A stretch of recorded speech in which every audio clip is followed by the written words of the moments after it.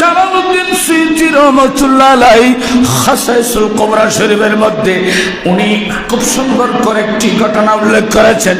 বনি ইসরাইলের এক ব্যক্তি 200 বছর হায়াত পেয়েছিল। এই 200 বছর তার গোটা জীবন সে আল্লাহর নাফরমানিতে কাটিয়েছে। ও মুসলমান, তার আচরণে গোটা এলাকাবাসী বিভিন্নভাবে তার উপর জুলুম শিকার হতো। গোটা এলাকাবাসী ওনার জন্য শান্তিতে থাকতে পারতো না।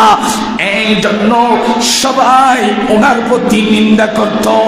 যখন উনি মারা যায় তখন সবাই বলে ওনাকে আমরা কাফন পরাবো না, গোসল দেব না, ওনাকে আমরা নর্দমায় ফেলে দেব। এই অসভ্য ব্যক্তি আমরা জানাজা পড়তে পারবো না, কারণ উনি ছিলেন অত্যাচারী। জোরে বলুন নাউজুবিল্লাহ। এত জোরে বলতে হবে নাউজুবিল্লাহ। বনি ইসরাইলের এই ঘটনা হযরত মূসা আলাইহিস সালামের, আপনি একটু ভালো করে শুনতে হবে।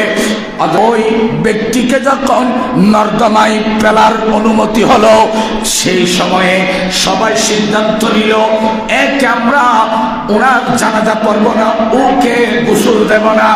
এই সময়ে মূসা আলাইহিস সালামের কাছে ওহী আসলো, এ মূসা, যে ব্যক্তিকে সবাই এলাকাবাসী নর্দমায় ফেলতে বলছে, জানাজা পড়বে না বলছে, কাফন পরাবে না বলছে, উনি যদিও বা নাফরমানি করেছিল, উনি যদিও বা এলাকার মধ্যে অত্যাচারী করেছিল, ওনার কলবের মধ্যে আমার আখিরি নবী মহব্বত আছে।